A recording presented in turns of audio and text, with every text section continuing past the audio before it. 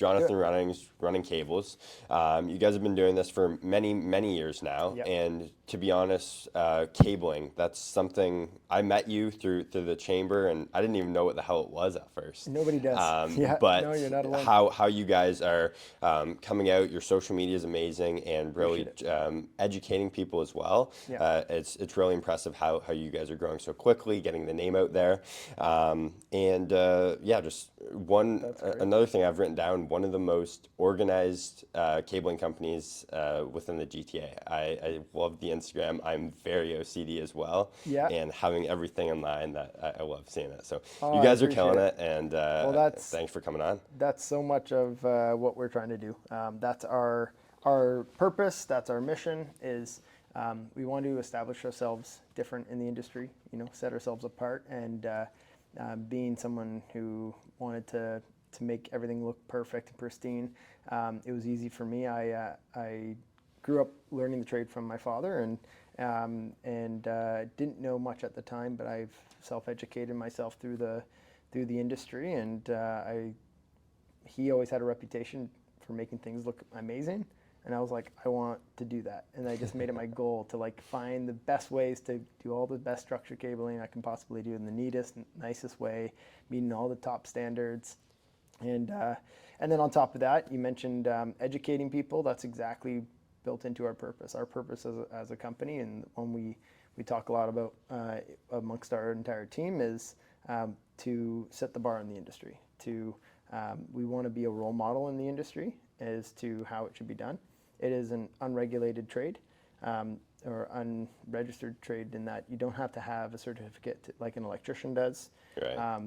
And with that, there comes a lot of untrained professionals in the industry too. And it's an open door to so many. It's a great opportunity for people to get into a certain trade like this. But at the same time, awareness and education around those standards, best practices, codes, things like that are very important in order to be in this trade. So educating helps people realize what they need to know, and that's what we're kind of trying to do, is just let the world know, what we're about, what we're doing, and try to inspire other companies, other people in the industry to raise the bar. And It was 2012, was it, correct, when you yeah, started? that's right. So walk me through how you got into it. I understand it was a bit of a Sure. family thing, running cables, Jonathan running. Yeah, Um, I'll admit my lack of knowledge and all that in the process. So um, when I got into the trade, I was actually doing it because I thought, hey, I grew up pulling cable with my dad. He had a telecom business. His dad taught him a little bit because he was actually in the manufacturing side of the cable. And this is way back. So at the time, telecom ruled the world. Data, everything wasn't really a thing yet. Everything being Ethernet connected and Wi-Fi connected was not a thing. It was all handset phones on desks. And I was always in ceilings pulling cable with him, so I knew the trade. But I didn't do it, and I'll explain why. I mean, anyone who's tried to get into the fire department, you need a trade background. Having trade backgrounds really helps, because then it just shows that, one, you're not just sitting around doing nothing, but you're also, structural, construction, things like that. That can really help. And I was a young guy. I was 19. I went, I'm going to start my own business. And why not? And my dad was actually the one who challenged me. He lives down in South Florida, and he goes, you know more than I did when I first started my first business.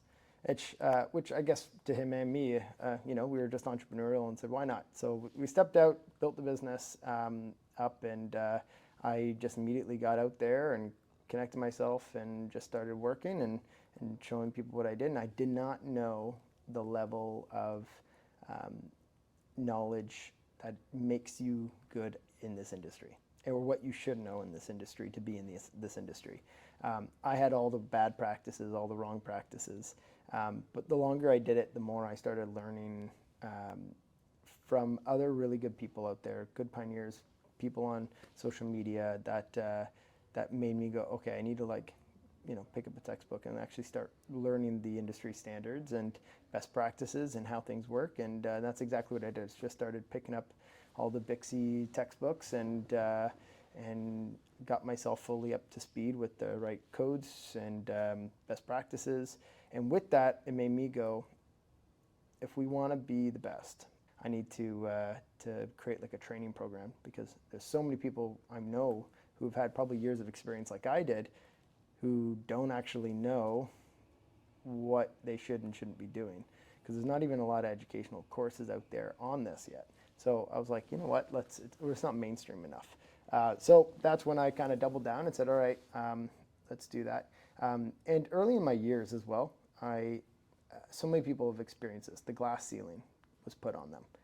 I had that put on me. I worked in the industry. It was structured cabling, doing a lot of CCTV for a larger company. They had locations all across Ontario. I was working for them, and I did ask someone in management. I just said, hey, I'm happy with where I'm at right now, but I want to progress. I want to grow my skills. I want to develop. I want to see how I can move my roadmap in my position. And they basically said, collect your check and be happy. This is basically as high as you can climb. And that was the driving factor to take the first step? Yeah, and I was kind of like that. It was when something set off in me, I was like, I don't ever want anyone to feel like that. Being paid, limited to your position, not by obviously the value you can provide, there was no drive for me to become the very best at anything. And that's how I've always been wired ever since I was young. And I was like, how can I become the best at this and provide triple, quadruple the value for anybody if it's not going to make a difference? Right. If I can't better myself or my family's life or anything like that.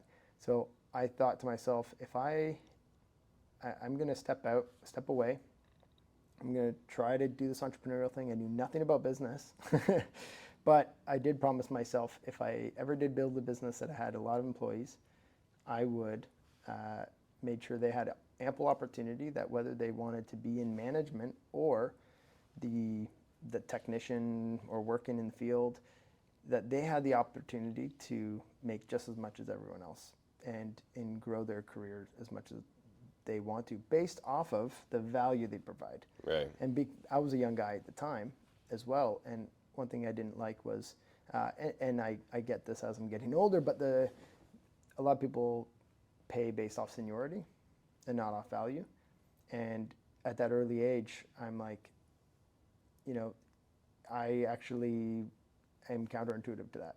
I don't care if you're 12 years old. Actually, no, you can't work for me if you're 12. But if you are, 18 years old and you work for me, but you are an absolute rock star and you're super talented. But I've had a guy working for me for 20 years and his work is, okay, but this other guy offers a way more value.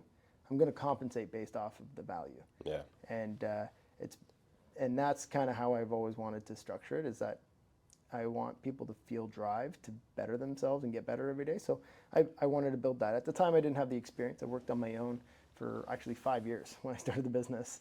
And I had contractors help me out and things like that on bigger projects. But I just worked solo, and I got to know the industry. And that was where I transformed into getting to know the industry better and really learning, a lot more about best practices, standards. And then I had another little aha moment where I was like, I'm going to grow this thing and turn it into something. And that was when I just had, it was almost like that dissatisfaction in the industry. You're tired of so many people cutting corners, not doing it right, or two people offering a quote for a customer. And, one of them's, two guys in a truck who maybe did cabling at some point and can buy cable from Home Depot and get it done, but knows nothing about standards, cable transmission, anything, and will be half the price because there's no training there, and you lose out. And it was almost like this frustration built up in me, and it just kind of like snapped, and I was like, you know what? I want to be kind of a beacon in the industry, and like now that I've learned this, I don't want other people to go 5 years without knowing that this is the industry standards and educating the industry. Right. So that's when I was like, I'm going to build this into something. That's part of the process of me being better known and improving the industry, is I need to be larger and grow this, and naturally that will happen if you're doing something good for customers. So that's when I really doubled down on business, and I picked up every business book I could. Again, didn't have that formal business education, but decided that's not going to stop me. I'm going to pick up every business book I could. I had family in accountants and things like that. They gave me their old accounting textbooks, and I just bootstrapped it all. I just learned everything I could, and then found myself with enough knowledge to grow this to where it's at. And I'm sure you can relate, you feel like you want to be 10 times further along than where you are at the time you're at. But it's definitely not growing as fast as I want, but I don't think I'll ever feel like it's growing as fast as I want. But there's so much to learn, so much to learn in that process. Well, I'm sure without that 5-year period of you just learning and probably just all the hard lessons, the hard knocks, and taking them, Lots of those, without that, you probably wouldn't have been able to open your eyes to like there's so much wrong within this industry, and have that switch flip to create a new hunger, a new drive within you. Is that right? Absolutely. Yeah. What's that book? Doing Hard Things.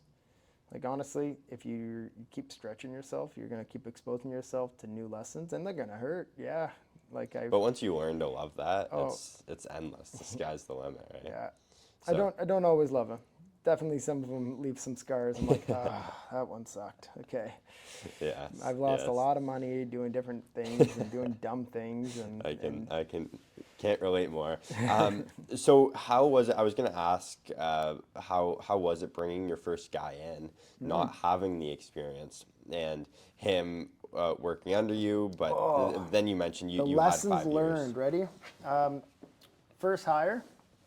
I had this grand idea of just, I'll make a bunch of phone calls, and then I'll screen them down to a couple, and then I'll do interviews at the coffee shop, and then the first person that came through the door, I was like, yeah, this is great. And I'm such an optimist. I was like, this is a great idea. I did not know how to vet and size people up well. That didn't work out. It didn't work out well at all. And I learned a lot about kind of what people are looking for as well as a place, to be employed and things like that. So that didn't work out well. Worked for a little bit, but I, part personality-wise, he just wasn't wanting to do the harder work, and then also, I definitely gave him too much last minute. Okay, go here, go there, go there, go there, and that wasn't up for his liking. So that flopped, and that was like, okay. Like, I need to reassess how I do this. So that was lesson number one. Like, okay, so that was my very first hire. Didn't last more than, I think, 2 weeks. I was like, okay, so back to the drawing board. Second was I took someone kind of under my wing, someone who was having a hard time in life, and he was wanting to just get his feet back under him. And I said, all right, shadow me. Like, just come with me, learn the trade with me, be on site with me all the time. And I slowed it down, because what I was trying to do was delegate a lot of the work and be out of the field a lot more, to do a lot more customer relations and stuff. Right. And then I realized I need to slow it down. And if they're going to operate like me, they needed to shadow me and learn from me. So I took that approach, and that was great. It worked really well. We were able to speed it up. And then I don't know what your trajectory looked like, but after I started doing that, that was working. I found myself with a work volume that I couldn't do the at-home stuff, or like the quoting, invoicing, bookkeeping, and be in the field at the same time at a certain work volume. Yeah. So I was like, I need to get an admin. So I hired an admin, or someone who could be an admin, but I didn't have full-time work for them. So I said, are you interested in like half doing work in the field and half admin? And he just found someone who was interested in learning the trade and knew bookkeeping and stuff. And I was like, let's do this. That worked out. Turned out that I ended up putting that person full-time in the field. And then I ended up doing a lot more of the admin stuff. And then I did hire my first admin. So that was kind of my odd trajectory where once I got my first admin, that really relieved a lot. And then we just kept growing. I think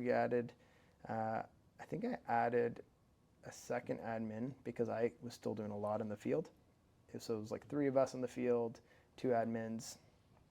And then I think we added a 4th and a 5th guy in the field as work continued. And then I was pretty much out of the field at that point because there was a lot of quotes to go out and things like that. Interesting. And the whole admin thing, like I really struggled. That was almost a year ago when I first started building my Are you office still struggling? team. Because I'm still struggling. Well, always, always.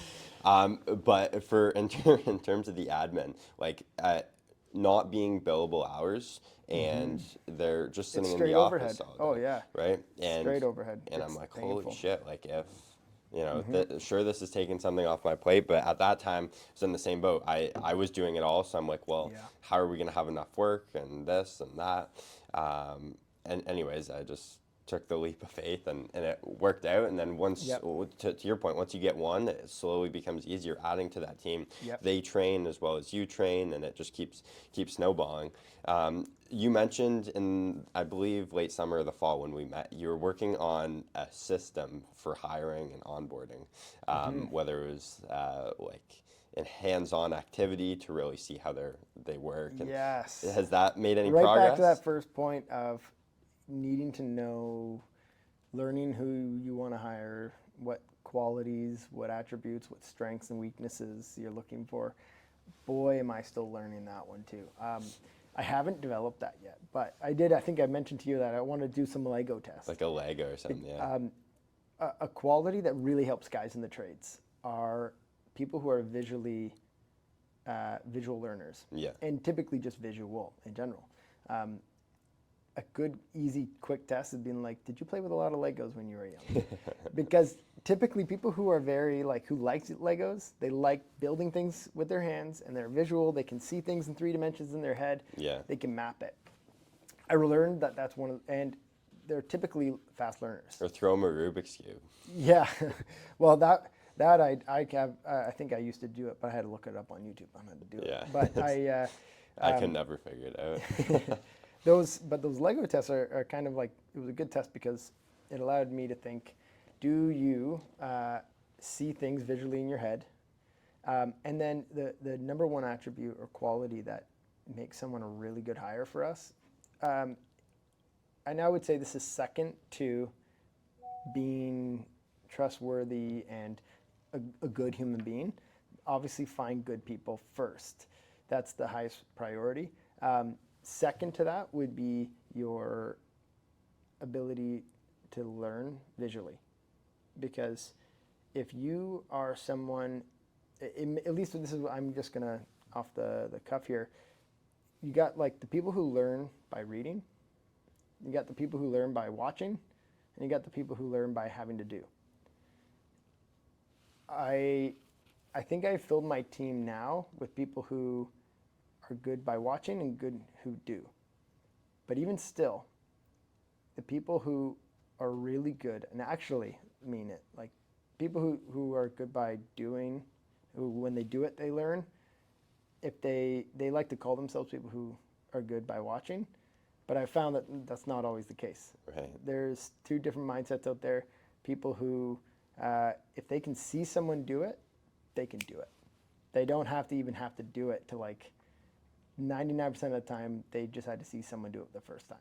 That is an underrated, super valuable skill, especially for me in a trade where I'm not getting people out of a trade school or something like that. Right. Where guys who, if they have experience in the industry or don't have experience in the industry, they see how we do it, And they can and they'll be like, okay, I got this. Yeah. So typically it's like guys who've learned off of YouTube.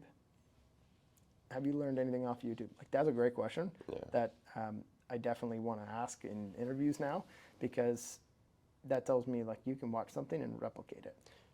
Well, knowing what you want is one thing, and that's the first step. But Isn't that true? but pulling it out of them and the right questions and the right what And to proving ask. it How do you too. feel? I've been duped before where I've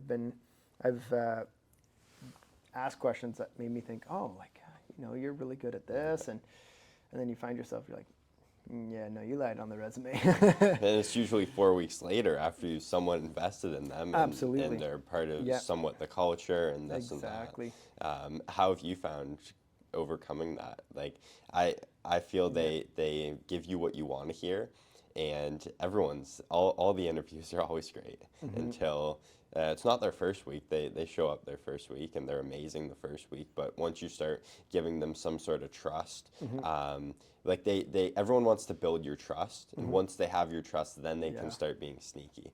So I've been trying to be more open, give my trust as soon as possible, fully trust them, see what they're gonna do, and just have that process happen way sooner. How have you overcame that from the interview process to? Yeah, you know what? I haven't figured that out, and if you got tips for me, please let me know. There are people who, when I give responsibility, aka freedom, to just let me know what you need and kind of run things hands off. Some people are empowered by that, and they run and they kill it. Yeah. And then there's people who actually kind of like self-destruct a little bit. It's like they need a little bit more But a structure. bumper structures and accountability, I would say.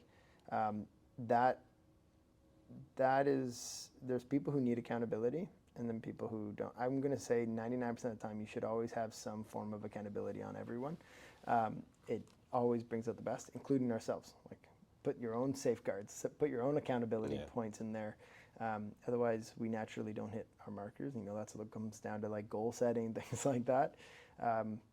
Yeah, I haven't. I don't have the perfect rhythm of getting that ironed out. As you spoke, there's probably little things that you do in your business that help kind of assess that, and that you're looking for that in the first few weeks, I'm assuming. Yeah. Once you hire someone, you know, they're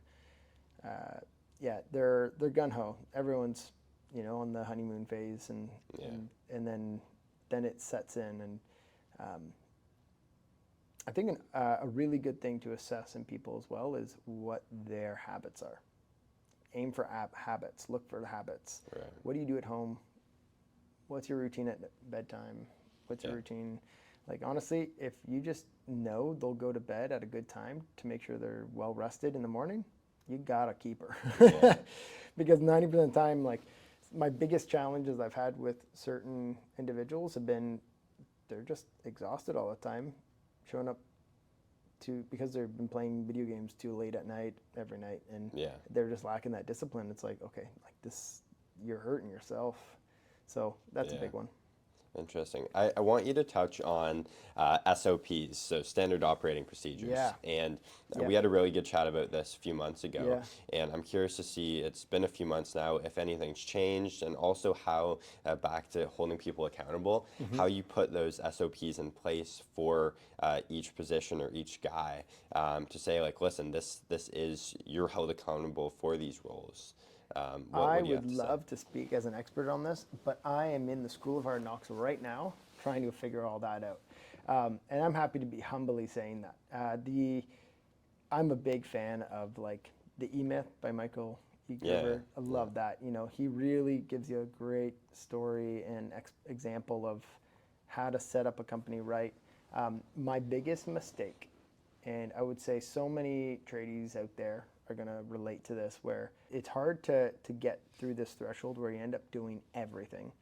And it's because you either haven't made the plunge, got an admin, which really does double down. If you do the math, like, the time you save, if you can get someone on board to do that, will allow you to make way more at the end of the day. 99% of the time, there's very few situations where that's not actually going to be the case. Yeah. If you are the business owner, the tradie in a small young business, if you're like sub 10 people, for sure, adding an admin is going to just trajectory you upward. And people say working on the business, not in it. And especially in the trades, they think it's only just in the field. Well, let me get out of the field and then I'm not working in it. Well, you're still replying to emails and sending quotes out all day. You can't take that chairman point of view, right? I struggled with that so much. I wanted to get to that, and that was part of my reason of pushing myself out of the field. It was to keep developing on the business, and I agree. I struggled a lot because I had kids at home as well. Right. And I would say for anyone wanting to work on the business, if your business is in a place where you don't have a large cash flow, you need to do it in your evenings. But I had young kids. I didn't have a lot of time to work on the business. And so many entrepreneurs as well will be realizing that you naturally are thinking about it 24/7 too. Yeah. When you come down to the SOP side, when it comes down to like, okay, hey, and this is where we're at right now, where we've grown our company to a certain size, where now we need to start. It's no longer, hey, you're really good at this. You can help with this side. Hey, you know what? Like, let's hire for this role. You watch what we are doing, and okay, let's do it there. Okay, good. Now we're getting to a place where the inefficiencies are starting to bog down on itself, and that's where we need to start to really iron out the SOPs. The big mistake that I made, and I think so many trade people do, is they hire support roles without full delegation, fully delegating the role. So, for example, I've hired up, someone to help me with coordination, someone to help me with, procurement and all that stuff, bookkeeping. But whenever there's fires, because they're not fully looking after all of the operations, I don't have a single operating officer right now. If I had one person fully in charge of that, there'd be a lot less. All the fires right now, I've created a business where anytime there's a fire anywhere, it comes back to me. Because their feet aren't fully sunken in there. Exactly. Yeah. Or I hired a support role for that role, not a leader for that role. Yeah. So it's an interesting challenge that I think so many business owners can fall into. I got some business coaching from a group out in Australia called Tradie Success Academy, and great group in Australia. They have a lot of great business coaching trade stuff out there. Mm-hmm. The number one thing they keep pointing out is you need to hire an operations manager who are actually going to be in charge of all the operations. And that was the number one thing that I was missing. And I'm working on that as well. Unfortunately, I've grown to the point where if I hired an operations manager earlier on in that growth process, maybe a couple of years back, I would have been that would have been perfect timing. Right. Because then that would have, so now I need to reshuffle the deck. I need to rebuild my org chart essentially, because SOPs are so important to creating full ownership of it. There's an organization that I really like, one by Dave Ramsey, Entre Leadership. They talk about KRAs, key result areas. Every position you get, when you hire someone, they have a KRA sheet. And it basically on the sheet says, this is what it looks like to win. This is what winning looks like. This is what is expected of you. It's a cheat sheet basically saying this is your expectations, key result areas. Right. And a lot of times, especially as you start to hire the back end, the front end's pretty easy, right? I would say not really easy, but it's easier in that you've grown up. If you grew up on the tools or in the field, your trade. But when it comes to the admin, a lot of times you can hire roles and not actually give a really clear example saying, hey, this is what I expect. A lot of times that's what's missing. And a lot of times when it comes down to having to choose, is this the right person? Do I need to let them go? Things like that. 90% of the time, they haven't been given the tools to do it right, because they haven't given a sheet that said, this is what your key results areas I'm looking at. And this is what success looks like in this position. Exactly. Right? This is what winning looks like. Yeah. This is in your specific position. And then have that throughout the org chart and too. Every person has their own KRA sheet that says this is what winning looks like in your position. And if everybody's hitting those targets, and then you have something to measure against too. You can go, hey, let's sit down, let's review how things are going. We're feeling some bumps. Yeah. Let's iron it out. Let's look back at the sheet here. Let's read over it. This is what we need to expect. Do you feel like you're hitting those? No, me neither. Why do you think that is? And you can have that kind of conversation and either find a way to give them the tools they need to do their job, or say, hey, you know what? Maybe I wasn't wise enough in my hiring, and maybe we just need to look at going a different way, and you need to find something that's better for your strengths, and then hopefully hire someone without that person being too upset and leaving right away and leaving you stranded. Yeah. But it's a good way to navigate. Interesting. And one thing or bridge that and I'm sure you can relate to as well is it's all in your head, the office stuff, and just getting it out to paper before you're needing to make that hire. Having the cheat sheet for yourself, the Yep. KPIs in there for yourself. Yep. Are you winning before you can give it over to someone else? Yes. Right? I completely agree. I struggle with this because I'm also a perfectionist. I think his name Dan Holstein, great guy. He's a business coach here in Ontario. He told me the quote. I actually never heard this quote before, but it's probably very well known. Perfection is the enemy of completion. I think it was. And so true. If I try to focus on trying to get it right before I hire that position, it can also hinder the business too. So there's that balance, and I've struggled with that. So just do it first and then refine it. Sometimes there's no wrong answer. I think you have to use your intuition as the right move. I think it was the right move when we hired the positions. I now would say I feel like I'm in a position where I need to hire a couple people, and I'm holding off right now. I'm waiting until I get a little more clarity, a little more of the stuff out of my head and on paper, a new KRE sheet properly made up, an idea of exactly how people need to communicate and work new workflows. I'm just spending a bit more time right now getting that ironed out because I don't want to hire that beforehand. Right. Though I've done that before, and that's sometimes the best option, especially in the early days. When you're hiring your first couple admins, everyone's wearing so many hats. What you need is highly versatile people. Yeah. Get the right, as my favorite book is Good to Great, and he talks about the principle: get the right people on the bus, then figure out where to drive it. Yeah. If you get some really good people behind the scenes as you're building, that's going to make a world of a difference. You're going to find one rock star that will change your back end of your office. Yeah. But you just have to get the right people on the bus and then figure out, okay, this is what the business needs, this is how we need to do it, and just keep adapting. People are the hardest thing about business, hands down. And it's also what made me not want to go back into firefighting, because it's business. You need to be really good at business. You have to be so good at so many different things. You pretty much need to have a psychology degree. You need to have an accounting degree. You need to, have a systems mind, and you have to be so good in so many different areas. And that's kind of why I was like, this is always going to stretch me and pull me. And I'm like, I want to see what I can do. Let's go. So that's why kind of addicting, eh? Yeah, it's it comes with stress for sure, for sure. But there's the little wins that make it all worth it, and you definitely grow every day.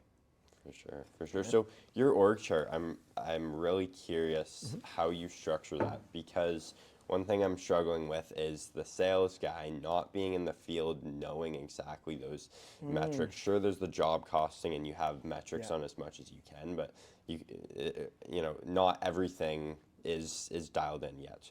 And having that sales guy estimating, being in the office all day, then you have your foremans that know actually exactly how long it takes or exactly what's required. Yes. Yeah. I know you have some of your crew leads or foremans do some of the estimating as well. Like, how is it structured in the field, sales, and then also admin? What about, if I can ask you, what's your typical work that you have that hierarchy doing, and what is your current structure? Like, how do you have that currently set up on your side? Yep. So, like our foreman's running a crew, just 2 or 3 guys under them. Okay. Them doing the jobs. That's it. And then Are they on the tools too, or are they just kind of more of like overwatching? So sorry, the foreman, so they're in the field. They run a crew. Gotcha. And then we have our operations who manages the 4 crews. Okay. And then we have an admin, and then we have a sales guy. That's good. And it's a good setup. we're kind of figuring out how to. That to me sounds like a really healthy structure. But making the sales and ops talk, right? I find that this one, no matter, at least every business book I've ever read, it points to no matter how big your company is, there's always a challenge there. I came up with a structure that I've never thought about moving away from so much in my life because there is a bottleneck with it. There's no perfect structure, I don't think. If there is, please, someone get back to us, please. Yes. The way I currently structured it was I had this vision in my head that we found that like the best person to be the salesperson is the estimator, because the estimator, the first person that needs to like go and estimate a project or get it sized up to send a quote out, is typically the person you're going to talk to the customer the most. So if they're talking to the estimator the most, having them also being the salesperson is one of the best combos. Right. But then on the operations side, the best person to make sure the job goes as planned in the way it was designed and the way it was put together, and to know all the nitty-gritty details that like sometimes are brought up in conversations loosely in the sale and estimating process, well, that same person is also the best person to make sure the job goes as planned. Right. And a lot of guys in the trades are typically able to do that cradle to grave. So I had this idea that, okay, they're project managing, they're estimating, and they're sales. Why don't we put it under one hat, give it the title that most customers want, which is they just want to know like there's a project manager. They look after getting you the estimate. They do all the talking. They figure it all out. They're personable, and then they make sure that job goes as planned so that there's at least one point of contact all the time. And that way they don't have to be bounced around between too many people. It was a design that I came up with because we were doing a lot of small, mid-sized projects, and that seems to be the smoothest flow. You want one person to talk to. That everybody wants, just one person to talk to. Right. And I thought that was a great structure. But that person also needed support when it comes to scheduling the team, coordinating the team, and helping with material, helping with the back end. That's your admin. I probably called it a project coordinator because they did chime that other person in to help with the calendar stuff. We found too many people were touching the calendar, so we dedicated one role to it.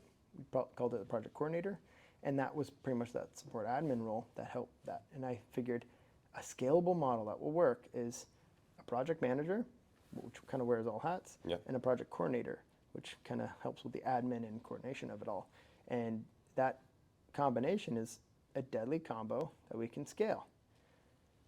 Where we run into bottlenecks is we didn't have like a full-on outside sales hunt, which was okay. That's not the bottleneck. The bottleneck was when we get busy. When we get really busy, that person who's responsible for doing is tapped out immediately. As soon as we have a high influx of work and getting a lot of quotes out, quotes become the number one focus. Project execution and preparation and things on track start to fall apart. And now fires are popping up everywhere that could have been easily avoided if you had more bandwidth. Now we're in trouble. So that's kind of what we found, that like, okay, now do we split up these roles? Because we had a couple PMs at one point, but we were still tapped out. So it's like, okay, so then do we add another PM and keep to the same model, or do we divide up the roles where people are more specialized in what they do? And for us, because we do really large scale and really small scale and everything in between, that made it really challenging, because this model works really good for small to mid-size. Right. When you get into bigger construction, you want the specialized roles, you need the skill sets. So you need an outside salesperson be the support, like the sales rep, that really is maintaining a really good relationship, make sure all things is good, cradle to grave. But then you need also a professional estimator who can estimate more complex jobs with takeoffs. And then you need a project manager who will manage the project properly, which it can be a very time-consuming job on a really large job too. So you have this model that larger construction jobs or construction companies will follow, where they'll have different independent roles, or sales engineer, or and sales rep, and a project manager, and through the life cycle of the project, that all of them will be involved, or different people at different times will be involved. And that does work best because of their skill set expertise. Right. At a small company size like we're at, where we're doing those large projects, mid-sized projects, and service calls, we struggle to find that balance right now. So we're in the middle of trying to figure out what that balance is. And I have a feeling it's going to be a little bit of both, or an all. Right now, to be honest, I'm just dropping my pants and showing kind of where we're at. We're contemplating a structure where we have a PM work on we're going to identify project sizes and complexities, have a PM dedicated to certain projects that are really, he's specialized at managing projects. Anything that's kind of a lighter project, we're hoping to just keep training up our lead techs in the field to kind of half manage. So it's like creating mini forums, for example. Yeah. Foremans, so the guys who don't need that big of crews, 1-2 man crews, they can kind of help manage most of that on their own, and have one estimator funnel a lot of the work that way. Sales work with another, that either a same estimator or a second estimator, and kind of just divide what I was talking about. Doing that smaller structure, which works, but also starting with the bigger structure. Stuff, yeah. And that way I can kind of balance it a bit Like more. it sounds like two completely different businesses almost. It feels like three. And It's challenging. I couldn't relate more to that with doing maintenance as well, Right. and then also construction hardscape stuff. Yeah. And really learning to say no this year has been big for us, and finding our niche, finding what we're good at. Cool. Because I see guys all the time doing like Christmas lights, then lawn mowing, and then That's right. construction. You touch so many different mediums. And it's like, how are you Yep. going to be the best at what you're doing? And especially your foreman. And you have seasonal challenges that you can't change. Yeah, that's such a good point. And then the foreman as well, doing like a fence job, and the next week they're doing a pool, then a patio, and Yeah. it's learning every single week. It's like your first 5 years, but Yeah. just a rat race of that, right? After those that 5 true? years for you, I'm sure it was quick, it was efficient, it was once you figured it out. Yeah. So why not just feed them like for me, just learning this now is feed them the exact same thing week in and week out. They have the same equipment, they know exactly what they're doing, and it's just like rinse and repeat. There's no, we found it was always an improv every single week. It was Yeah. like an improv session of, well, How did you do that? what Like, the hell is going on Were you this able week? to get some consistency? What did you do? No. No. Last year was a mess, and in reflecting on that Yeah. in this off season, going into this year, learning to say no and slowly backing away from the maintenance side, the smaller jobs, and being a maintenance landscape company, you do fences, you do garden cleanups, you do all this. Yeah. We want to do construction, hardscape, and that's all we do. Our guys are amazing at that. That's what only what they touch. So for you, would you consider almost structuring it, having it two Removing- businesses, not removing, but structuring it as your first model for those smaller jobs, whether it's under a certain dollar amount, and Great then question. those bigger having a different structure? Great question. I thought I was all in for that. Here's my challenge. Same customer that gives us the whale size project that we have that bigger structure for, also will ask us for 2 cables at their other office.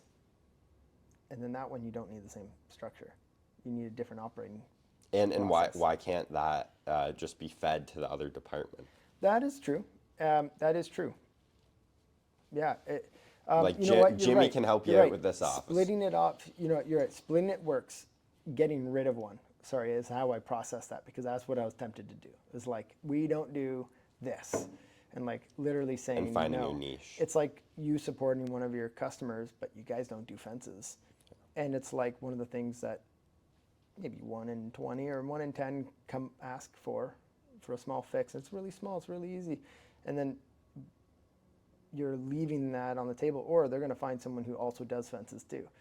And it's kind of like that kind of situation where it's someone that you've already doing work for, but you were not going to turn, I don't know if you turn that away or not, but yeah, saying no makes it hard, because the same customer can give you all 3 sizes of businesses. But I like your idea of splitting it, basically. But you're saying risking losing for that big ticket because you're not able to do the small stuff, right? Which we can if we do split.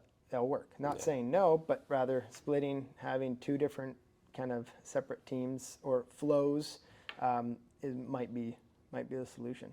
So you're touching on stuff that I think right now I'm in the workshop trying to. Well, figure and out. I'm in the same thing. Like I said, last year was a mess for us, and reflecting, taking this time to look back at it. And And we're not at the on- size where you can be like, I got a crew that specialize in fences. I got a crew that I specializes in know. hardscape. I I got know. a crew that specializes in it's like you when you don't have this massive size company where you have specialized teams that do specialized things, you have to be a jack of all trades sometimes, and it's tough when you're in the trades because you need to have either rock stars or amazing system that I haven't figured out how to build yet. I know. And trial and error, and also I want to touch on a few of your pain points as well. Like, it's so relatable, and sure, you do cabling and we do landscape, but throughout the trades, everyone has the same struggles. It's the same so model, true. right? Yeah. What are a few other of, I guess, your projects or tasks in the workshop you're working on? One of the compensation structure. That is, I've built different systems over the years, and one of the challenges if you build really awesome systems that like could have some fun legs to it to like really provide a lot of structure to the company as it grows, you also need the admin time to manage it. I think that was one of my early lessons, is that I loved systems and I envisioned how it would all work, but a lot of systems also require input of data or input of management or making sure things got done a certain way. And I didn't have that admin time. So I've created things like how pay structures will work and different ranking systems and things like that that would help motivate the team. Never had the bandwidth to do it, but this is what I'm trying to move into. Is I've always been inspired by this company, Nucor. It's a steel company, completely different manufacturing, nothing to do with our model at all, but they have found a way to compensate the people down on the line better than anyone else in the industry. They'll, in good times, will make well over 6 figures, and in slow times, they'll make less. But they figured out a model to compensate guys really well, and they're hyper motivated. They use an expression, and I believe this is a very healthy thing. It can sometimes sound bad, but it was hire 5, do work like 10, pay them like 8. They built a model where people are compensated based off of what they can produce. This makes it really tricky when you got different size scale projects. But I have a vision that, and down to what I was saying earlier on about my early vision of based off the value, people are compensated based off the value they provide. I wanted to create a structure where people are motivated to become the very best at what they do. And to me, whether you are in a management position or whether you are the best freaking technician this world has ever seen, you should not have a ceiling cap on, like, management shouldn't just naturally be paid more. Yeah. And like, I think there's a stigma in the industry where people in trades are like, I'm gonna only get paid so much, and to get paid more I have to go into management. Yeah. And I feel like that also is a broken system. I feel like that can be improved upon a lot, because some people don't want to sit at a desk. Yeah. Some people want to be really good at what they do, and they should be compensated based off of how good they are at what they do. So I wanted to create a system like that. Something we're working on in the workshop right now is I want to set up a system where I basically, and this is where I almost have to design my own system, because I want basically a checklist of all the skill sets, competencies that a person can have. Really good at this skill, this skill, this skill, can do this, can do this, can do this, can do this.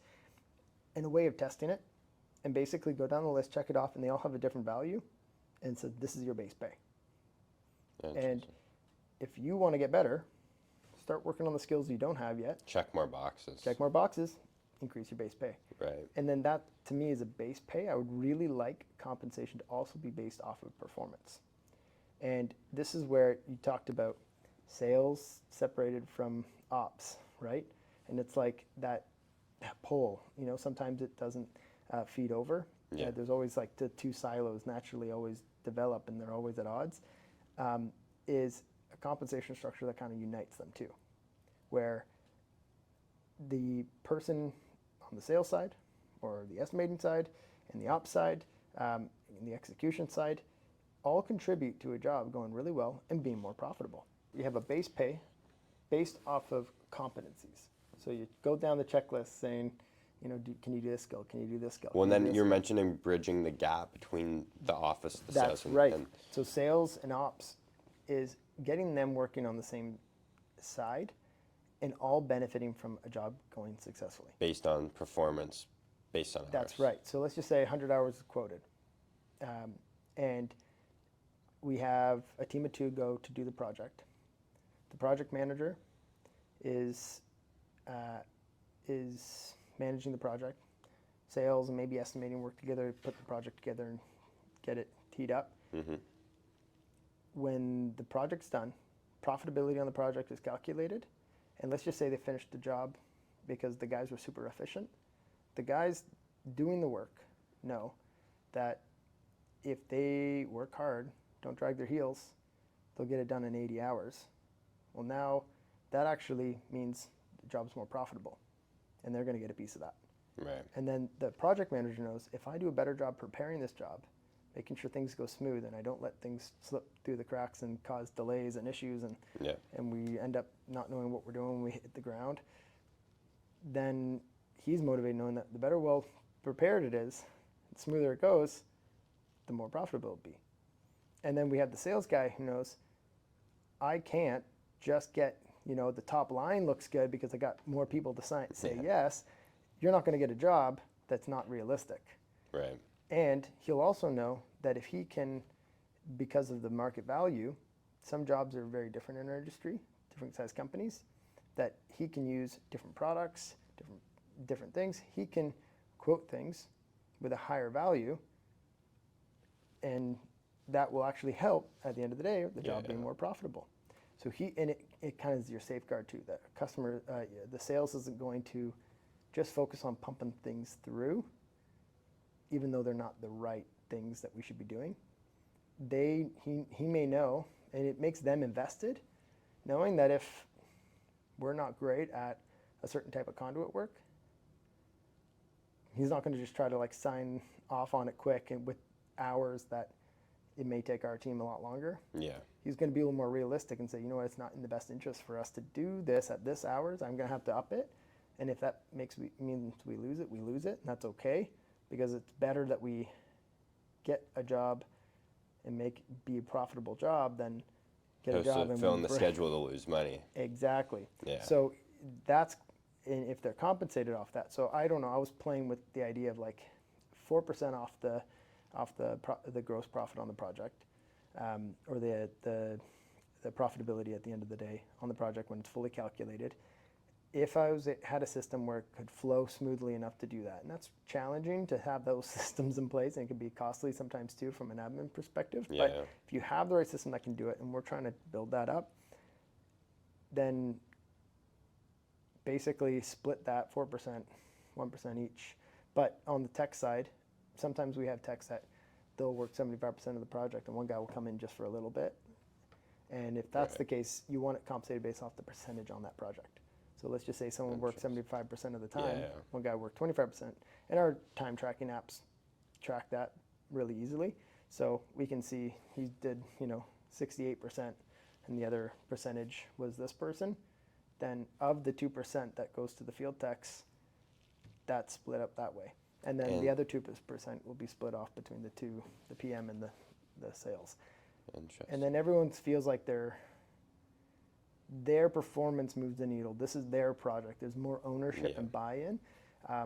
The hard part though, and I don't know how to deal with this, maybe you have an insight, what happens if there's a loss? Do you claw back? Right. I don't know. Sales, are they compensated result-based to start with? Or is it Right now, more of a salary? I'll be honest with you, we don't have sales except me. We don't have any outbound anything. We have been naturally growing through momentum, relationships, and good SEO. That is, our intake is our natural intake. I have just been, through natural networking, been helping my get more work. But I would still say I'm more on the ops side. Our company is almost purely operations with me doing some networking. Right. We don't really have, other than money into marketing stuff for website rebuild that we're doing right now, social media, we pay a little bit just to help. We have someone who helps us with some of the social media stuff. but that's not really not marketing. That like, Just your portfolio. yeah, SEO would be beneficial. So like anything that helps us. But other than that, we really don't have any outbound stuff right now going. We're not running ads or anything. We have marketing dollars going to like branding our trucks and stuff. Yeah. Well, and it scares me too, being the face. Like until now, I've been the face of the brand, and you're growing that. That is the networking. Yep. Charlie is the landscaping guy, or Yep. Jonathan is the guy who runs cables. But how are you gonna scale that, right? Like me being Yeah. sure, I can be great. Everyone knows me. Everyone has my cell, or I want Yep. this done, that done. But like flipping the switch to lose the emotional connection with those and have it strictly Yes. transactional. Is this profitable? Is this not? No, we're not going to do it. Like, and it's You got hard. it. It's hard, but Yeah. whether that's bringing an admin in and that's their job because they don't know those clients for the last 6 years, whatever it is. Yeah. Yeah. Speaking on the compensation and like what we're just talking about, I find it very fascinating. Number one, the operations, the crew's performance can vary so much, and setting the standard. Like, sure, there's the good days, the bad days, but some crews can be 50% less efficient. Yes. And Yeah. just the efficiency alone is such a big part. Like, we need to be creating something where we can be profitable in a recession, in such low, we can underbid everyone because we're so efficient and still make profits. Yep. But springtime for us, busy season, we should just be printing cash because we're charging so much. Yes. But if it gets thin, How do you protect yourself? we should still be making money because our systems are so Exactly. dialed in, our people are so efficient, we are so So I'll say what I know Nucor does. And this again, that steel Yeah. company example. Yeah. Because their compensation is so heavily, even their line staff is based off of amount of steel rolled in a day. When things are good, they're making tons of money. When things are not good and steel is lower, everyone's hurting together. And there's a beauty to that, but there's a con to it too. And I'm sure you'll relate. I'll circle back to that. If the majority of your compensation is based off of productivity or amount of work produced, that's awesome. It's really, really hard in the services to create this kind of structure that works. It's my dream to do it. I'm going to try to do it. If it doesn't work, it doesn't work. I'm going to fail 10 times. I'll figure it out eventually. But you can't always compensate that way. Not with everyone, at least that's really, really tough to do. But there is a beauty with that, because then when everybody should be printed cash during busy times, but then it should also dial back where your costs go down when things are slower. Hard part with that is not everybody can handle that. Everyone's living paycheck to paycheck with this economy and how expensive day-to-day living is. Yeah. For people, I've had staff straight up say, I don't care if you tell me to work 100 hours a week or 30 hours a week, as long as I get a consistent paycheck every single time. I just need to be on salary. Right. And that's for their own budgeting sake. They need that consistency to get by. Yeah. And I would say that's probably more common all the time, is that it's great to earn more when things are great, but to earn less, people can't manage that. There's a level of budgeting that is a really hard skill that people just naturally don't have, and they end up going into really hard times. So that's kind of where the downside is with that. And I have people who are like, they'd be happy to work all the overtime, Right. just and have that flexibility, but the stability. So that I struggle with, because it's like there are people out there, and I want to appease that, I want to help that. Then do I create two compensation lines? It's like you can have steady, consistent, with a potential bonus at the end of the year that gets recalculated, or do you get this ability to earn bigger, but also be willing that when things are quieter, things are quieter. And maybe this just goes down to labor hours too. Maybe it just goes down to the seasonal thing. That's the harder part. But I know another company that does it where they put people on salary, and they just know that there's going to be busy times and quieter times. Problem is, eventually everyone's going to find a reason to complain. There's never going to be a perfect comp structure for anybody. So it's really tough. But why should there be a quiet time if your expenses are so low, if you're so efficient, if you don't have to charge much to make money because you're so efficient. So That'd when be those nice. times Yeah. get tough, you bring it right down.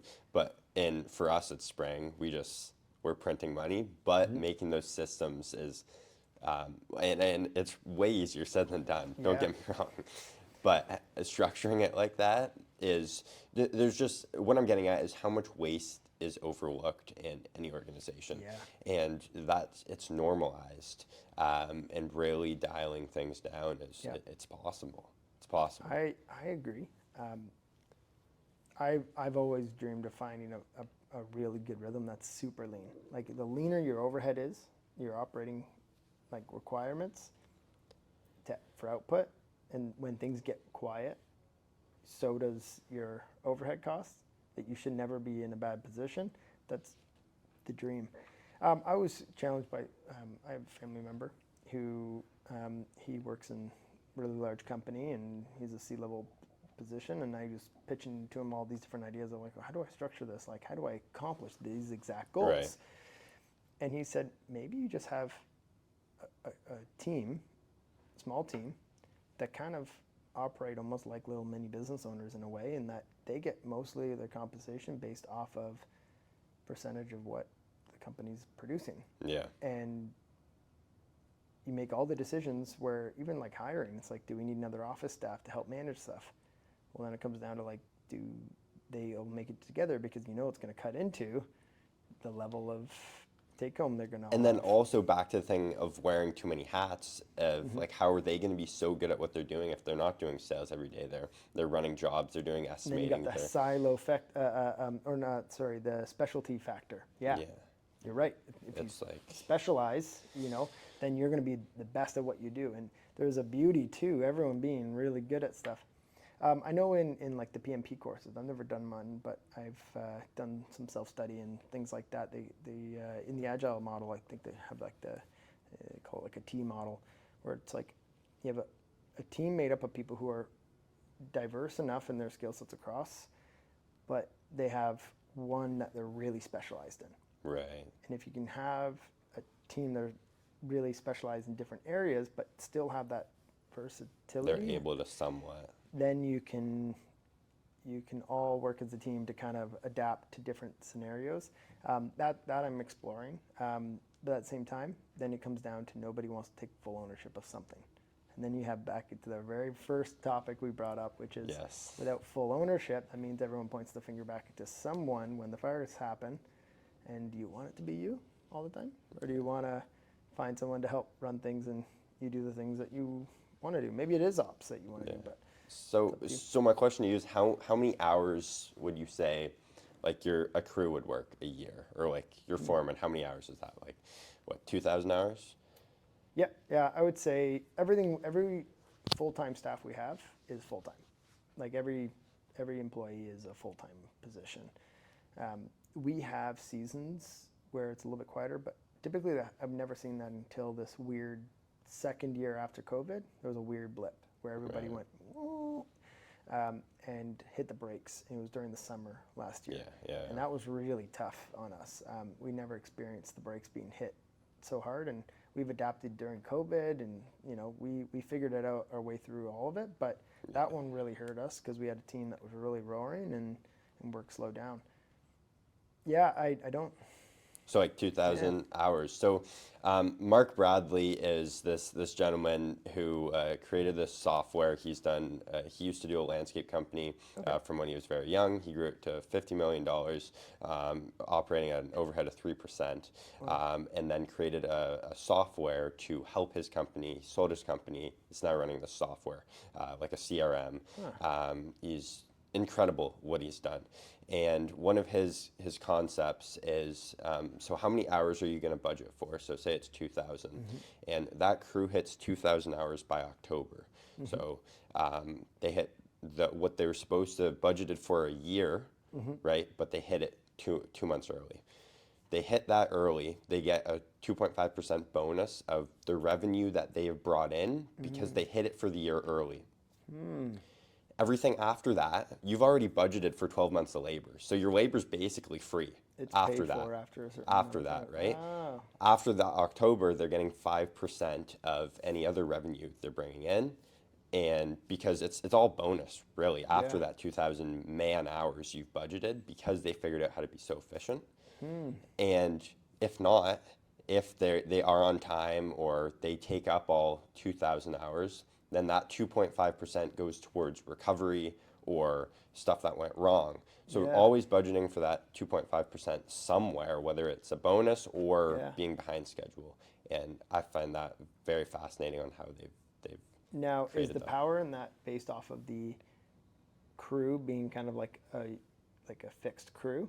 Yeah. Because that kind of requires It's basically that, the foreman and then his two or crew. three guys. So if you split your team off all the time, bouncing between crews, that's where it would fall apart. Yeah. Okay. But it just opens their eyes too. Like you mentioned, performance of having the right equipment, having your stuff in line, being organized the night before so you're ready to go in the morning and not spending half your day running around materials. Like just, and it adds up. Like for our guys overlooking, forgetting a gas can or a shovel. Well, that's half hour back to the yard, half hour the next way. You're spending gas money. The foreman did that, so his two laborers are sitting on site, not doing anything. Yeah. It's like That's a really good structure. I'm going to chew on that. A good nugget that you might like. I heard this recently and I thought it was brilliant. It was applied a principle I ended up having to develop for travel time. So because we have guys across the city everywhere, and every site's different location and they all come from different directions, and we'll normally just have two guys on site. That's typically our normal, like 99.99% of the time. We can sometimes have more if it's a huge job or sometimes a single guy. But two guys on site, they typically come from different directions. When we estimate a project, how do we estimate their travel time? Because depending if it's a 2-month-long project, having the guy come who has a longer commute is way more expensive than two people working in the same area going to it. How do we standardize that in our quoting process? And how do we standardize that in our cost side of things? And it became a real challenge, and we wanted to compensate people in a fair way where they feel like that's a fair setup. So what we've done was we created anywhere in the city it used to be 1, but the GTA traffic's so bad it's 1.25, which is an hour and 15 minutes. Yeah. They clock that, a manual entry onto their timesheet for their travel to site every single day. And that's just one way, or like that's... So morning and night, or just total for the day? Just total for the day. And they could be, let's just say they're coming from Pickering and the job's in Pickering. It could be 10 minutes from their house. They still get the 1.25. It could be further than that, and they spend more time in the traffic, and that could be. And there's always give and take. You should always be typically traveling a little bit more than what you're clocking, and that's because of the principle of having to come to the office and pick up your trucks. We have a policy where you take your trucks home. So instead of having to do the policy where everyone comes to the truck, picks up their trucks, and then goes to site, this is a way for them to save a lot of time in traffic where you would typically have to get yourself to work. Nobody typically compensates people to go to, if you're working in any other type of business where you show up. No one's paying you to show up to work. They're paying you when you're at work. Interesting. So that kind of concept we have to regularly remind that too, because entitlement naturally creeps fast, and because traveling, getting stuck in traffic sucks. Everyone feels it. Well, I know a few guys, they don't even pay their guys leaving the yard, or they maybe pay them one way. They come to the yard, they get the truck, they get paid in the morning, but they don't get paid on the way back. So for us, we don't leave all the trucks here. We have them take them home. So it makes it complicated because then they're traveling from different locations. So because of that, our costs are different than what we're billing, and billing's hard to predict. So what we did is we standardized it that everybody clocks 1.25 if it's within the city. If it's outside of the city, like on that band on the outside of the GTA, that is a +1 zone. So it's 2.25. Right. They manually clock. And if it's outside of that, then typically you're in a zone where you're probably going to either get a hotel if it's like a week-long project or something like that. Yeah. Which in that case, you bill for the entire travel time out and travel time back because that's factored in based off of the quoting process. And that's really good. That's a principle that we've done just to block it so that we know it's always going to be When consistent. standardized, right? Exactly, it's standardized, and then the costs are standardized too, Yeah. right? So we can quote it based off of how many times we're going to go to site. Well, now we know, because now we know to add 1.25 per tech per travel. And you make or that per day. cost fixed, and It's over fixed on time the it probably quoting process, and it's fixed on the guys. cost side. So Yeah. now it's a little easier to predict and be more regular. Because we had some guys that were traveling a lot farther, and all of a sudden our costs were way higher than we thought. I'm like, why are these extra hours on here? And then you're eating it up the hours because of the travel time. So that really helped regulate it. And then, but one step further, I haven't implemented this, but I heard this is like, I've always struggled. How do you tell the guys to keep their trucks clean? I don't know. How do you keep your trucks clean? I hate it. I'm just hounding them every single day, Right? and the Keep system. them pretty, please. But it's hard. We tried putting a checklist in place, just like a Friday pack up, make sure it gets detailed on Friday, cleaned on Friday, everything detailed Unless you have on Friday. someone checking it all the time, You it come doesn't there get Monday done. morning and it's still a mess. What do you guys do? So organizing the truck, going to a car wash. I also would really hard. If you have a roof rack, I have no idea what ones you can go to. I haven't figured that out. Like the coin ops that you just spray it off. Is that the ones, the spray downs? Yeah. And then like sometimes restocks, like coming back to the stock room to like pick up more and restock their trucks. Yeah. I was told by another electrician out of the UK in a call, this is what he's done. And I was like, why haven't I thought of this? Same principle as the gas, as the travel. Once a week, they can clock either 30 minutes or 45 minutes or an hour, depending on what you want to regulate for your company. You can clock an hour for a car wash or 45 minutes for a car wash. You can clock an hour for a truck reorg. You can clock 1 hour. And then that way they can do it in their own time. And they're typically, we all are, we're all wired to like hack the system. So what they're going to do is they're going to do their reorg when it's a really convenient timing for them to do it, and that way it takes them 10 minutes and they get the hour for it. And then same thing with the car wash. It's like, you know, find out you're going to be early for site, instead of not being able to like clock, you're just sitting around. They're going to hit the car wash and get the car wash, and they're going to do it now because it's going to take them a couple minutes, and they're maximizing their time. They feel like they're getting bigger value out of it, and it's a fixed cost you can predict. It's not being mixed and muddled into. So the predictability of it. Exactly. And then it allows them not to like want to come to the office and just dilly-dally, try to get their hours inflated. It's a way for them to manage their own hours in a predictable way that you've already allotted the time for. Right. And I was like, that's really smart. So I want to move into that. That's a good structure that everybody can clock their own time at their own. Interesting. But truck maintenance and material pickups from different locations, still the thorn in my side. I have no idea. Every time a truck needs to get maintenance done, I still have not figured out the rhythm. It's like, I almost like want to have just a truck dedicated to like for them to swap. Yeah, but that's such a big overhead to sit on. What do you do? Do you think it's a big overhead? Because the time sitting out, like how much are they billing for those 3 days it's in the shop, the travel time to the shop, the schedule behind, and then possibly losing the clients in the schedule because you pushed them back 2 weeks? Like, I don't know. Culture. Yeah. A struggle is with them taking their trucks home. There's not the culture of meeting in the morning. And the balance of like, sure, the camaraderie, but also like we're here to make money. Like I'm still ironing this one out, but I definitely had some bumps in my own process trying to figure that out. I'm very wired to try to create a good culture. And at the very early days, I had everyone meet here at the office before they broke off, which gives you that personable aspect. I wanted to maintain that when we stopped doing that. And we moved into something I read from another book, Scaling Up. Fantastic book, by the way. I'm actually reading it right now. Yeah, it's great. And the Rockefeller Habits, which is great. One of the ones that is a really big, powerful one is a stand-up meeting every morning. Is a daily call, everyone's on. And I've had pushback on it. So here's my adoption of that. Every morning we use Teams because there's enough of us now where we no longer can just do it over a call and patch someone in. Yeah. Do it over Teams or some kind of a group call. It could be WhatsApp group call. Everybody jumps onto it. Everyone's cameras are off. And it's just a call. And our coordinator, he'll just go through how did things go yesterday? Where are you at today?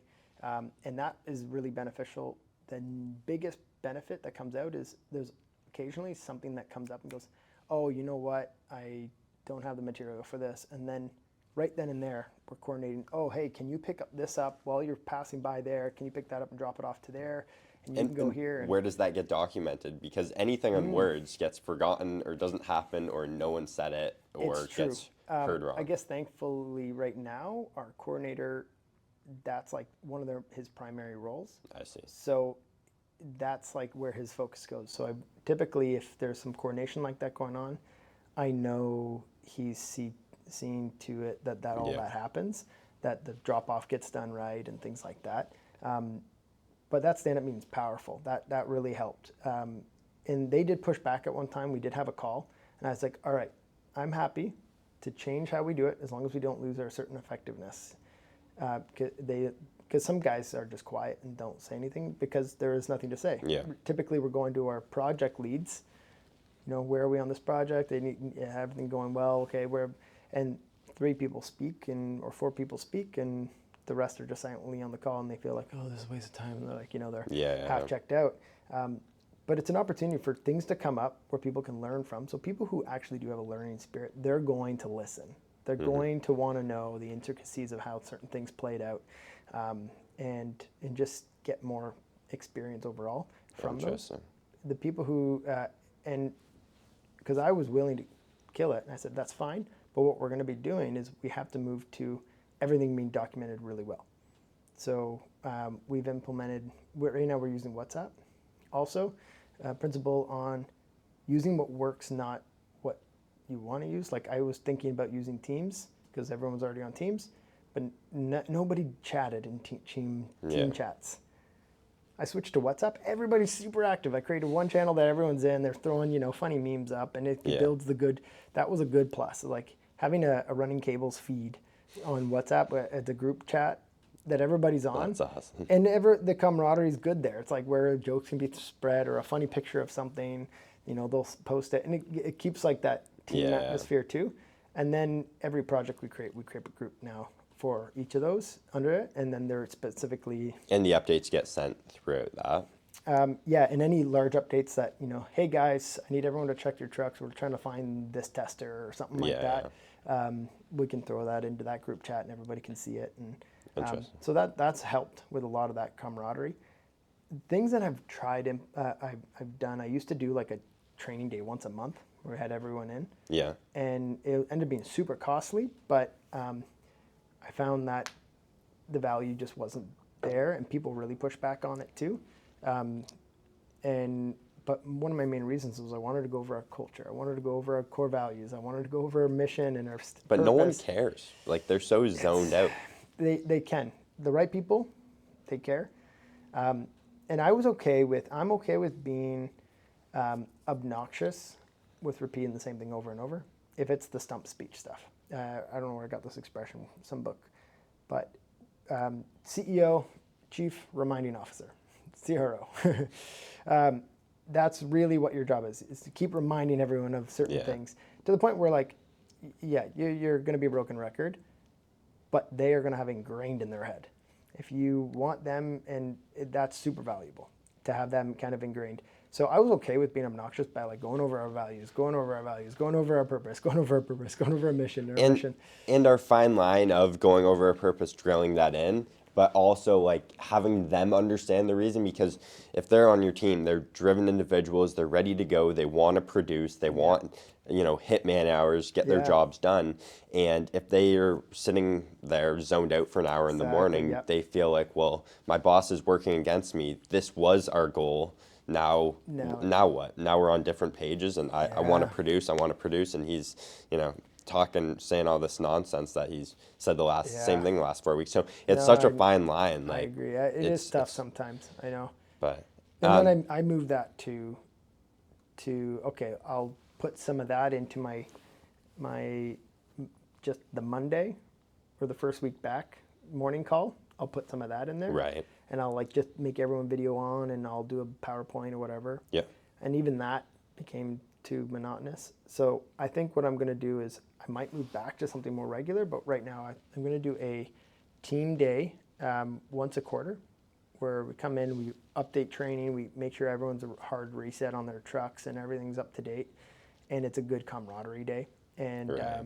We can reinforce, company culture, what we're after, goals, things like that. And if I can, I'm going to try to squeeze in some social event once a quarter as well.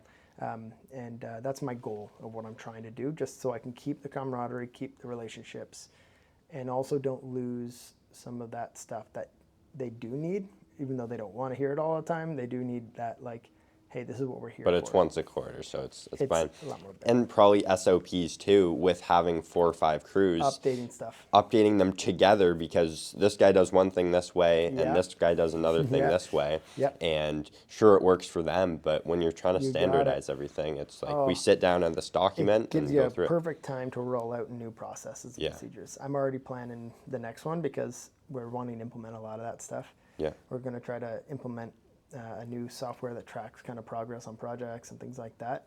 So I'm going to try to roll a lot of that out in the next get together. Awesome. Another thing, like throughout the trades, is a massive struggle. The whole bookkeeping, accounts, books. Yes. You guys seem to really have it figured out with bringing someone on full time. You know what? I would say that's one area I'll say I'm proud that we have figured a lot more out. Eons to go. Yeah. But it was through an enormous amount of pain. I've learned that if you hire an outsourced bookkeeper, typically their normal priority is to put the things in the right spots. They take a bill and they put it in the right categories. A lot of times they don't even spend the time to make sure you have the right categories that you want first, that make sense to you.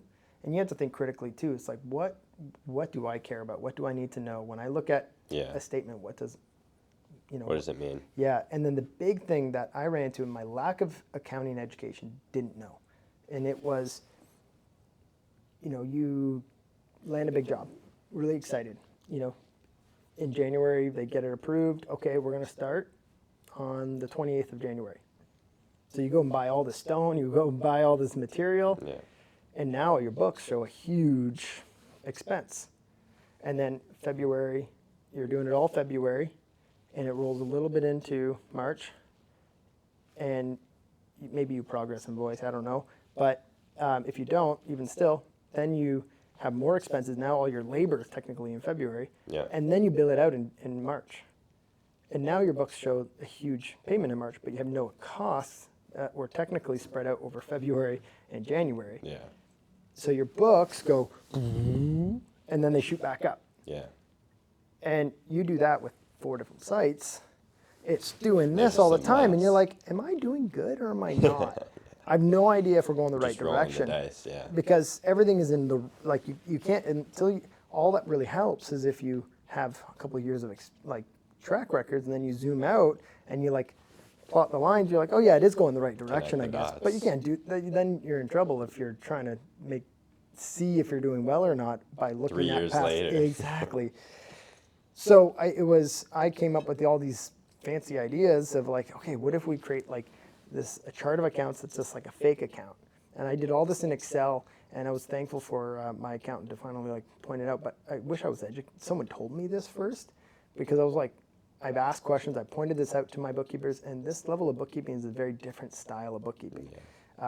Well, like us, they standardize things, whether you're a plumber or someone doing a cleaning lady or whatever. It's standardized for them, rightfully so. And our whole conversation's been on that, right? Yeah. They probably have their SOPs. And they don't want to have to cater too much to different things. And if they have a lot of trades, that's actually probably a good thing if you find an outsourced person. But someone who can make sense of the numbers and make adjustments. So there's something called a WIP, and basically it's them moving that revenue that says it hit in March, because you sent the invoice in March. It's saying, okay, well, we know 40% of the costs were materials. We're going to move that into January, because that's when you bought the materials Right. to cover that bill. And then your labor that was in February, that's the 60%. We're going to move 60% of your costs on that project into February. And we're going to, or technically the revenue is going to be 60% over February and 40% over January. Because that's matching your expenses. Exactly. So as the expense go up, so does your revenue. So now you actually see what you made on that project in January. Did you do well in January? Did you do well in February? Well, now you're matching up your costs with your revenue, so it makes sense.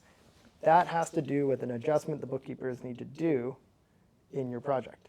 So you just have to feed them the right information to say, hey, okay, this is the, this is the progress on the project. This is when we bought the material. This is how far we are in the project. So they can split it off into the right, put it into the right bins. And now you can start to see down to the month if you want. Some people do it every quarter, depends on your business style. Down to like, are we doing good this month, bad this month, good this month? Yeah. It now makes sense. Your P&L is finally useful to a tradesperson. If you've been in the trades, financial reports mean nothing until you start to do that the right Until way. you do it, and That's the truth. And we had this chat. I don't know when it was you brought it to my attention. I'm like, I can't relate more. Yeah. And then just a few months later, snow removal season. It's contract based. It's one payment for the next 4 or 5 months. Yeah. You get that 15. You get that You up, 15. like, hey, that looks great. $1,500 a client. You're doing 300 driveways. December Yeah. was great. Yeah.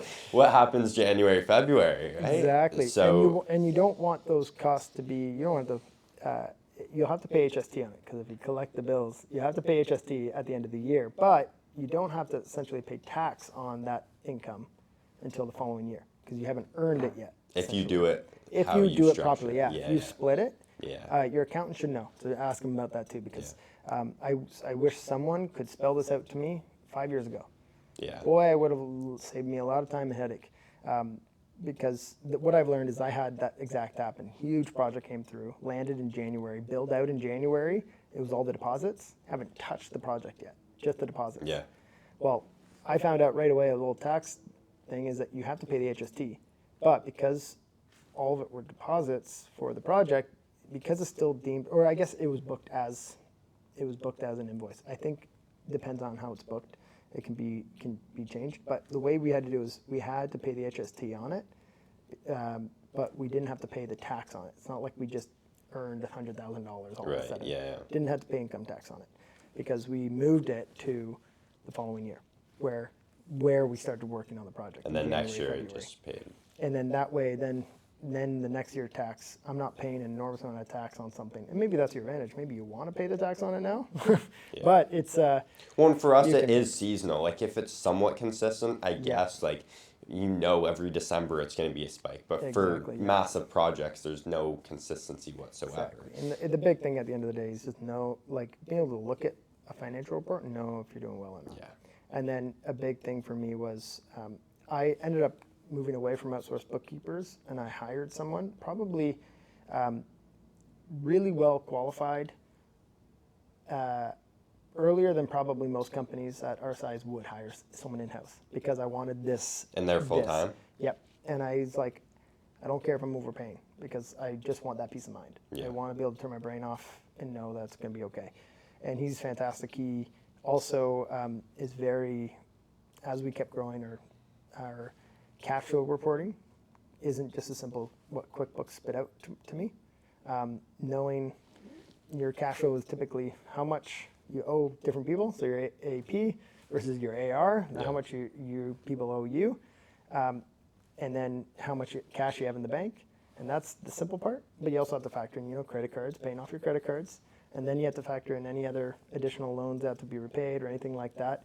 So, and then it gets complicated if you're holding money for a job, like we had cash we got for a project, and then it got put on hold for 3 months. So we're like, okay, we'll hold on to the deposit. Yeah. But you can't factor that into your cash flow. You can't think it's income earned. Yeah. So when you get to a certain size, it gets dangerous just looking at your bank account, because then you make decisions and you can be fooled by, oh, I forgot to factor in, I got taxes at the end of the year and HST, and it's going to bottom me out, and I didn't plan for it. Yeah. And I was thankful that he watches the cash flow really well, always spits out a report that's customized just to factor in some of the things I know are coming up, big expenses. Yeah. And then you can start to forecast a little bit too, be like, okay, if I hired another person in the in the office, it's not going to turn into revenue right away, but it will in the next 3 months. Or if I got another truck or 2 trucks, how much is that going to put me back?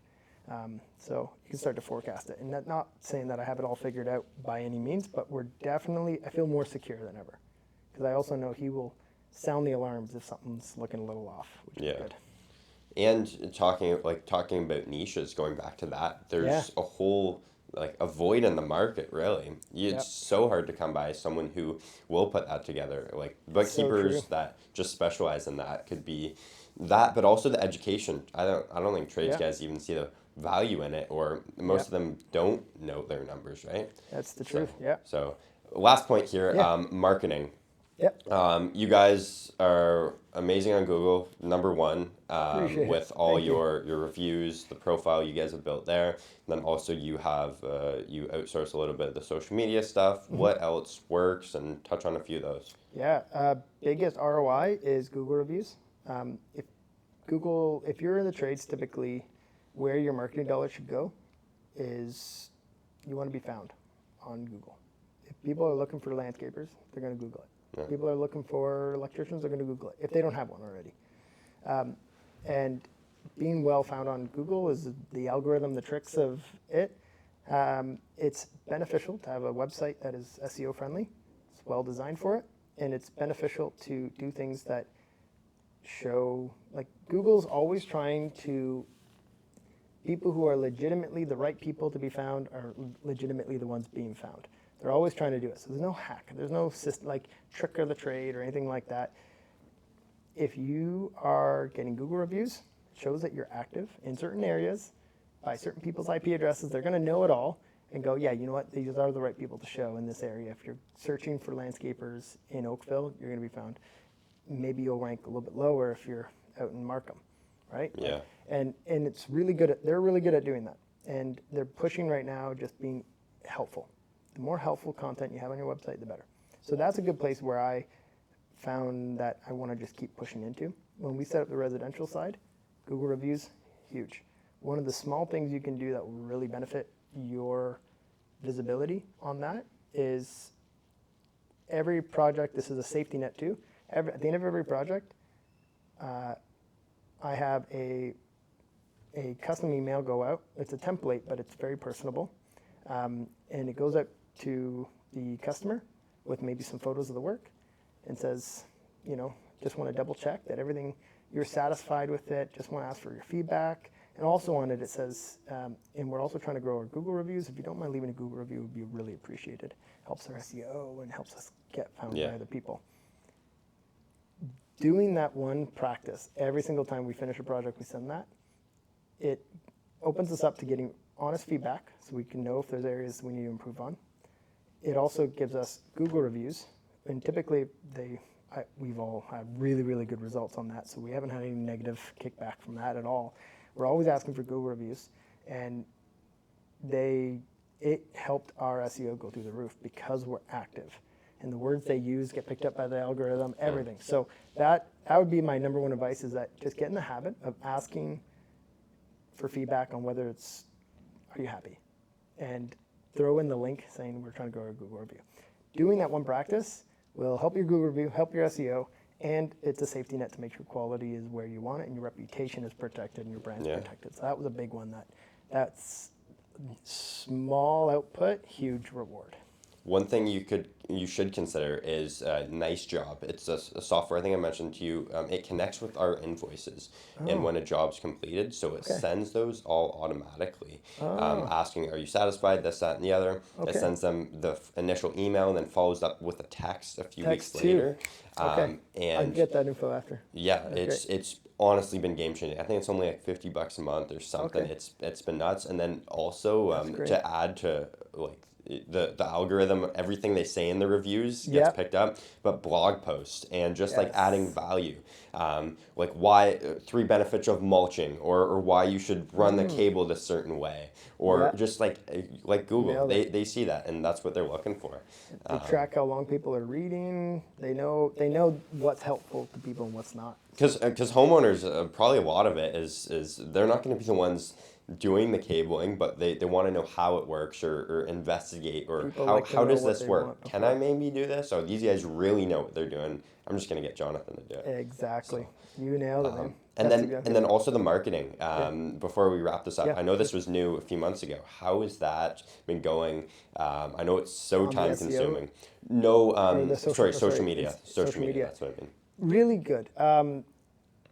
I found a gentleman that I could line up to basically compensate based off of progress on social media, not just followers, because I know people, if the organization you can pay for followers, fake followers out there, I don't know.